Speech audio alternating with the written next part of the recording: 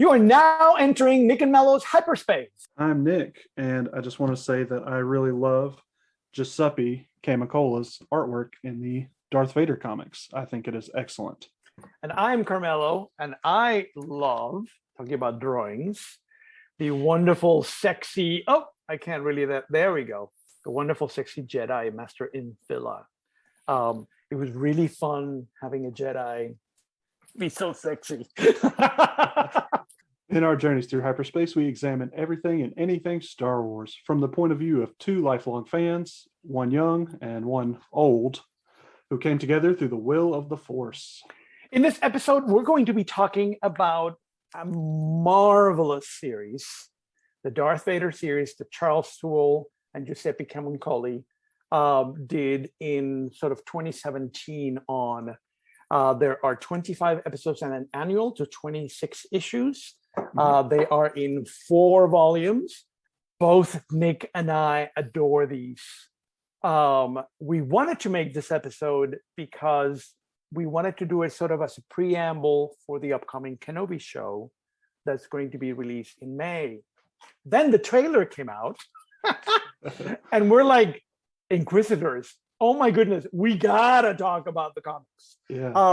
So we wanted to use this sort of as a way of sort of getting us into that world of the beginning of Empire and all of that, but focusing on the comics themselves. It's just, we're not going to be doing speculating about the show. We might mention a few things from it, from what we've seen so far, but this episode is really about the comics, and both Nick and I love it, so it's perfect. We've talked about this a lot, you and I, like offline, and we have like wanted to do this for a while. Then we kind of got the idea, let's do it before Kenobi, and then the trailer came out and it was like, we have to, like, it was perfect timing. Like, we literally couldn't ask for more perfect timing. It's perfect. It worked out great. Really perfect. Worked out so great. So one of the things that it's really interesting about this show, about this comics series, is that it starts like right after Revenge of the Sith ends. Like you were saying, you could finish the movie and then just turn the page. Pick it up, yeah. And just pick it up. Run with it. So we get sort of the early days of Empire, the early days of Vader, and the early days of Palpatine as Emperor. So I think, Nick, it would be really fun to start talking first about sort of the world that we see in this series at the very beginning of the idea of Empire in the galaxy. Yeah, so like Carmelo said, it's the beginning of the Empire. It picks up right after Revenge of the Sith, and we see like the Empire's not really got their structure in order. They're kind of figuring things out. There's still some Jedi running around, obviously. So that's kind of where the Inquisitors come into play. We get a little bit of hierarchy with Vader and some of the Imperial officers like Tarkin and others. We don't really know how much interaction they have because it just picked up after Revenge of the Sith. So nobody really knows who Vader is. They are very confused when he shows up to do things. Yes. Palpatine kind of just tells him, go do this, go look into that. And then, the Imperials, stormtroopers and clones, there are still some clones around too. They're like, who is this guy? What is he about? Do we report to him? How does that work? Looking at because there is in the very first issue, I'll go ahead and say there's a kind of a public display of the transition to power, kind of that bridges off of Palpatine's speech from Revenge of the Sith. So we see them kind of making the Jedis out to be villains and kind of vilifying them in the public eye. At this point, it doesn't seem like, or later on, we don't really see Vader much in the public eye. It seems like he's more doing Palpatine's work behind the shadows. He's not really the front and center of the Empire, the face of the Empire. He's that dark, brooding enforcer. Yeah. That's really, really interesting because we've seen the movies before, because we know so much about Vader. We have sort of the sense that Vader is the Empire. Mm-hmm. But one of the really interesting things about the story is that we realize that he's not the public face of the Empire. Mm-hmm. The Emperor is. And in these early days of the Empire, Vader is doing all sorts of things, but it's all sort of backstage stuff. And it's all sort of Palpatine is constantly saying, do this, do that, do this, do that. And so it's very interesting to sort of get a moment in the story of the Empire where Vader is somewhat unknown, as you were saying. There's a really wonderful moment in the second graphic novel where they are hunting a Jedi, and Vader shows up with his lightsaber, and the troopers are sort of like, okay, there's a Jedi, we got to kill that one we gotta too. kill him. And Vader is like, wait a minute. He's like, no, hold up. It's like, I am on your side.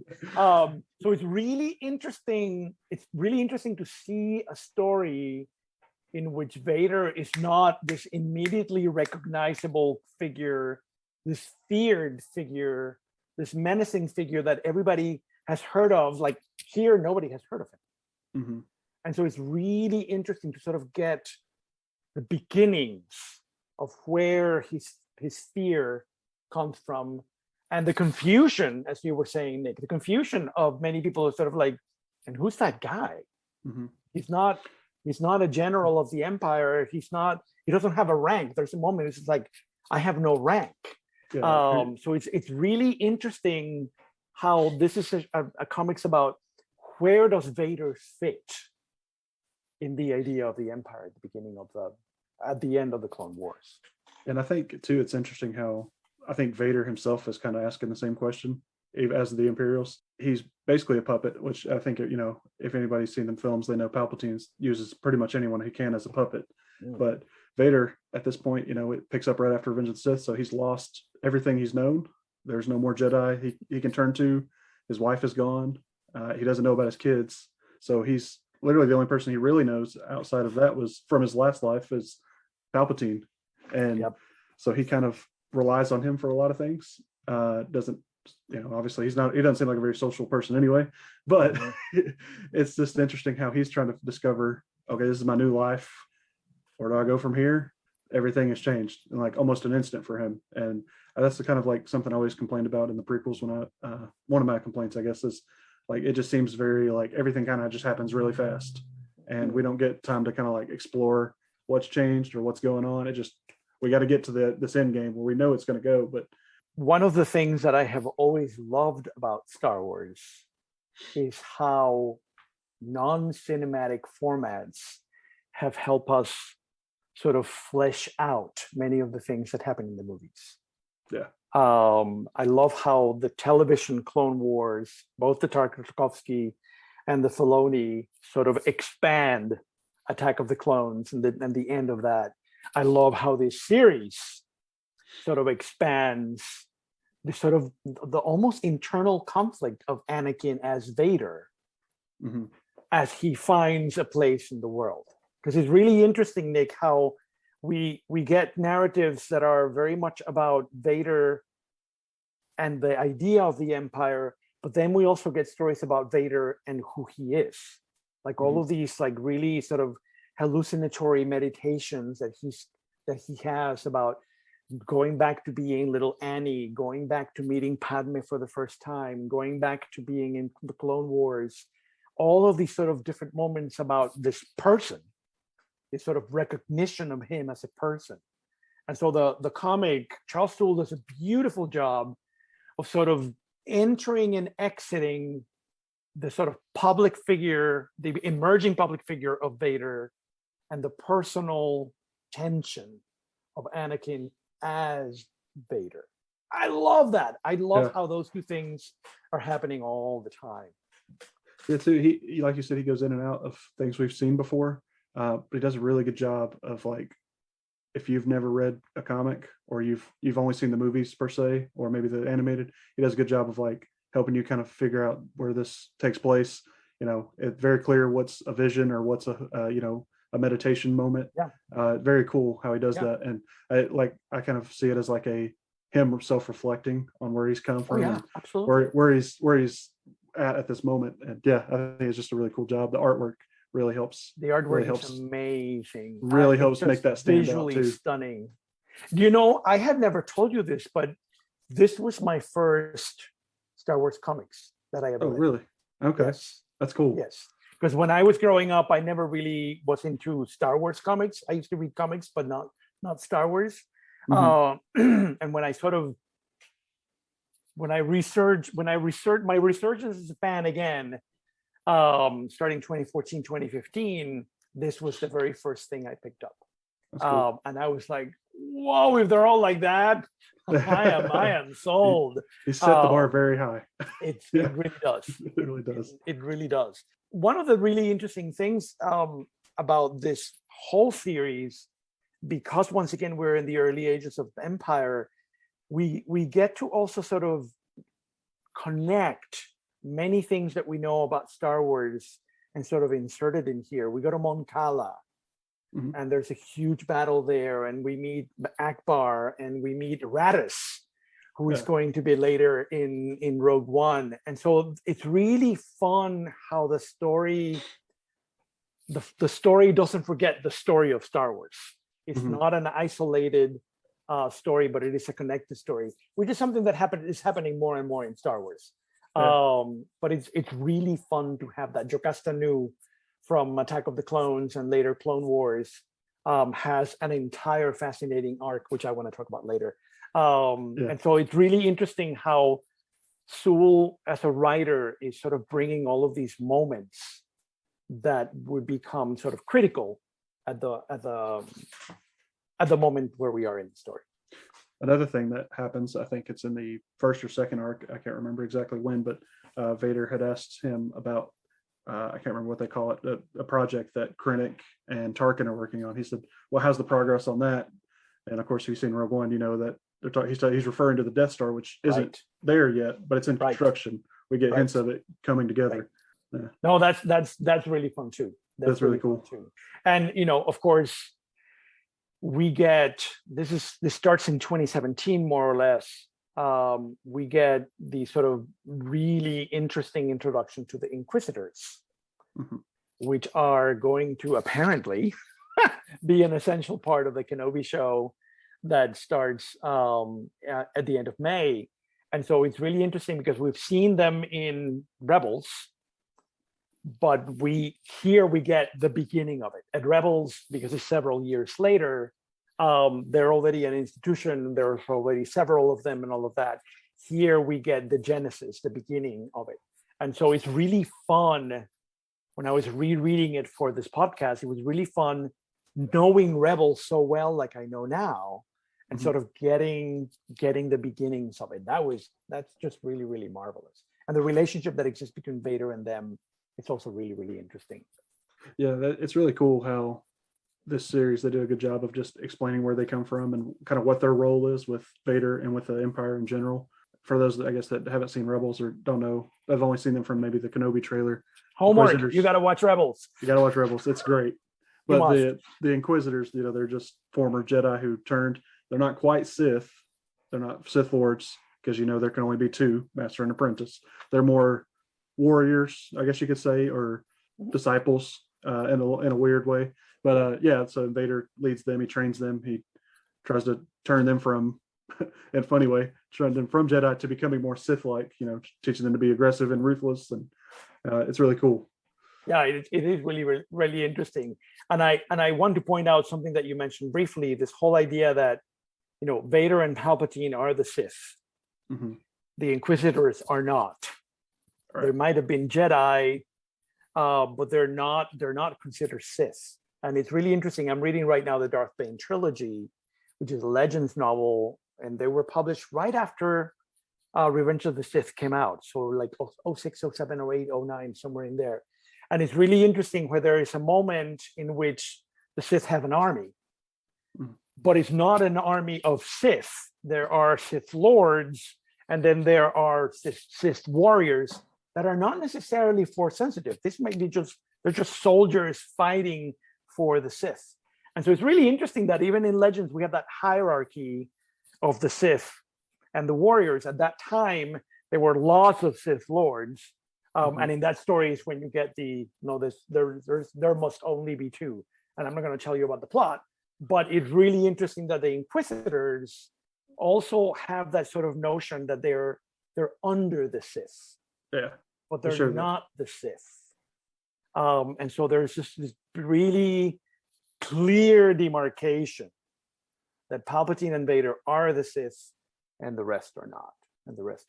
I'm so curious to see how the show is going to sort of develop the Inquisitors lore Right. of their story connected to this and connected to Rebels and putting it all together. Yeah, it'd be really cool because, like I said, we get an introduction to them and we meet a bunch of different ones. And some of them are called like the fifth brother and the ninth sister, and Right. they don't. I like how, and I don't know like behind the scenes how they had to make this work. Even in Rebels, that when we first get introduced to them, they have the similar titles, and even some of the same characters from Rebels pop up in this and are going to be in the show. Yep. Kenobi show. So it's cool how there's not really a defined, okay, here's 1 through 9.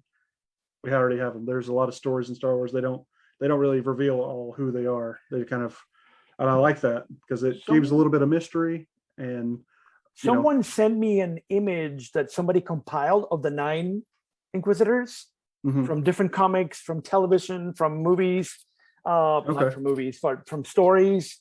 And so apparently we got 9.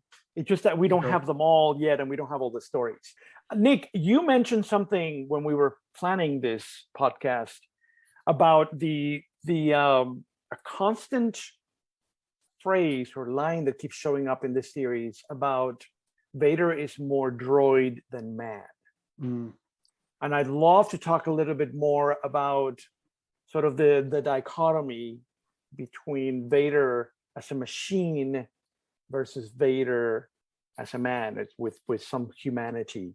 Many characters throughout the series, Imperials and even some of the Inquisitors, they kind of reference Vader as being droid-like.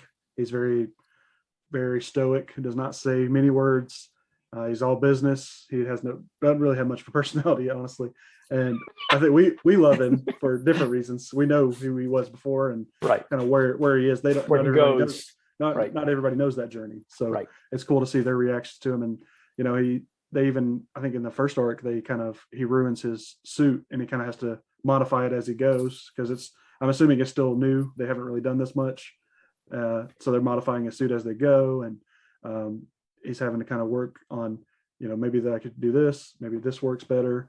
Palpatine helps him with that. And it's really cool to see that. And, the moments we talked about earlier were him kind of reflecting on his past and kind of having those meditation in the meditation chamber like he does in Empire. We get to see just a glimpse of that he is human in that movie. That's interesting, but he clearly is reflecting on that, and I think he is kind of fighting in this comic series, fighting that notion that there's a person inside the suit. Yes, and if nobody else sees it, there's some humanity there. And another thing that sticks out to me more towards the end of the comic series is he kind of has this desire for more power. He wants to get more deep in his connection to the dark side of the Force. Obviously droids can't do that. So there's some humanity there, albeit for selfish reasons. Right. There's still some humanity. It's pretty cool to see that. Yeah. One of my favorite moments in the entire series is the end of the story arc with Jocasta Nu, who is the head librarian of the Jedi Archives.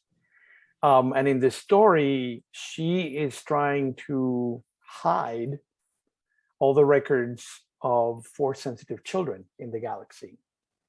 And so the whole arc is about her finding ways of keeping it and sort of saving it from the Empire.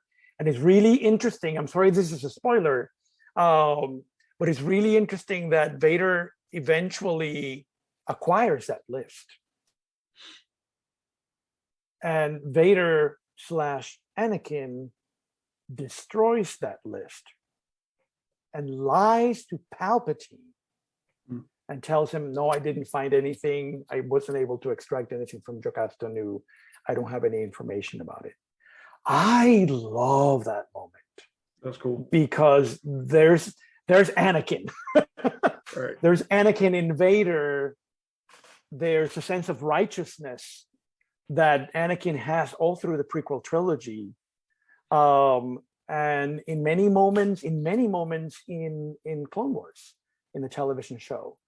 So it was just such an interesting moment that we've seen, as you said, this machine that barely says anything. We don't know who he is, or people don't know who he is. We readers know, but the characters in the early days of the Empire do not. And then we get this moment where there's a there's like the gesture of an ethics. Yeah. About, do I want all of these children to become what I am now? Do I want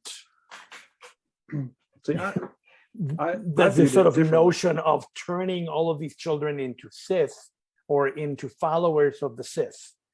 And so I found it a intriguing, fascinating, moving, and it just blew my mind. It just blew my mind. It's interesting you say that, because I like that moment a lot too, but I interpret it much differently. Okay.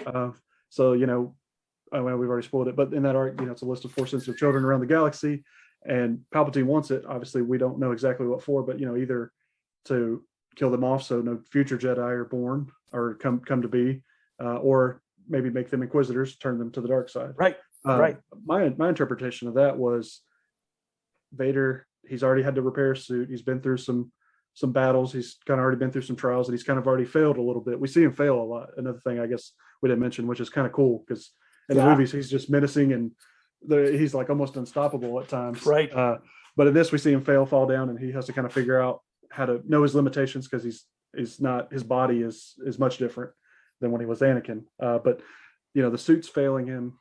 He's had to repair it. He's still figuring out his role in the Empire. Okay. I kind of interpreted it as he destroys the list as he's afraid he's going to be replaced.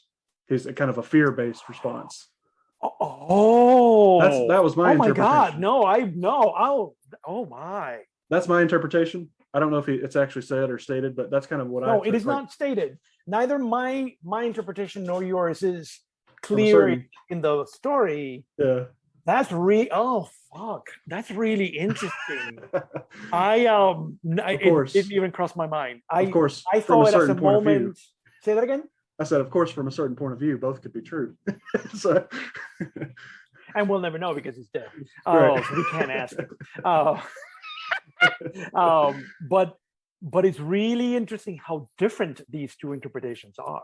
Yeah. Because one is about, I do not want my position to be undermined by future children. And my interpretation is more about, do I really want the propagation of the dark side in that sense? Because one of the really interesting things about this series is that this is a Vader that is constantly reflecting about Anakin. And Anakin, in a way, is literally the ghost of the story. Vader has a ghost, and it's called Anakin. And so I find it really interesting. This is a very reflective story. It's not just sort of like, okay, now I am a baddie, let's just be bad. This is a, as you said at the beginning of the podcast, this is Vader finding his place. This is Vader figuring out, what do I do? How do I do it? Which is why it's so interesting at the end, this whole notion of how do I gain more power? Mm-hmm. How do I gain more power? And I'm assuming, how do I get more power so I can take over Palpatine? That's my interpretation. But the sort of notion of acquiring all the power in the world or in the galaxy. But I find it that is really reflective and meditative. And there's this sort of like little Annie that is like a bunch of flames that he keeps showing up in the story. And the very last issue, guys, oh my God, you're gonna need alcohol. It's so good. It's just, that end is just incredible, just really incredible. So yeah, I think the cool part, like earlier you said, the way your interpretation of him not wanting other kids or future force sensitive people to be like him or like the Inquisitors, that's interesting, because I won't spoil this part, because I really want you guys to read this comics because they're so good. There's a character There's a character he meets who kind of is able to kind of understand him. I guess I won't reveal how they understand. They kind of get in his head, literally. And they say to him, they talk to him later, and they said, I've been in your head. I know what you're like. I know that you still think you're righteous. You still think you're the chosen one, which I find so fascinating, because that old cliche narrative of every villain thinks they're a hero. They think they're right. what they're doing is, justice or righteous. Right. Of course, what him going to the dark side for him was, I did it for my wife to make it, and to make the galaxy safer. Like this is not I didn't do anything wrong. I'm doing the right thing. Right. Right. So that's in the last arc. That was cool to kind of hear that. That is really interesting. And then when you said that made me remember that part, and it was that's a really cool connection. So he's a complicated person, it sounds like. and it is one of the really interesting things about Vader in general, but particularly in this series. Yeah. I love the complexity. It just, every issue, it just kept getting more and more complex.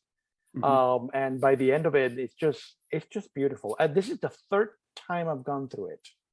And I think it's fun. This is a classic. This is a classic. Absolutely really classic. Oh, I gotta show you number 2 with Yocasta Nu fighting in the library. I was gonna say too, while there is a lot of great character moments for Vader and others in the Empire, there's also just a lot of cool, awesome, Vader doing cool stuff like fighting giant monsters, fighting multiple Jedi. Like we get to see him do a lot of cool stuff. That, you love. He's still badass. He's still badass. He may fall down a little bit, but he still is and he becomes more ruthless, I think, as the series goes on. It's really cool. But I think I was pointing out the other things because we see a lot of badassness in Vader and in many other things. We do. And so it's really interesting that here we, as you said, we literally get into his head. Yeah. To be able to sort of see the complexity, the internal conflict, the tension, the remorse, the sadness, the regret, the anger, all of that stuff is in there. And so the reason I say that is, some people, they just like Vader being cool and badass, and that's fine.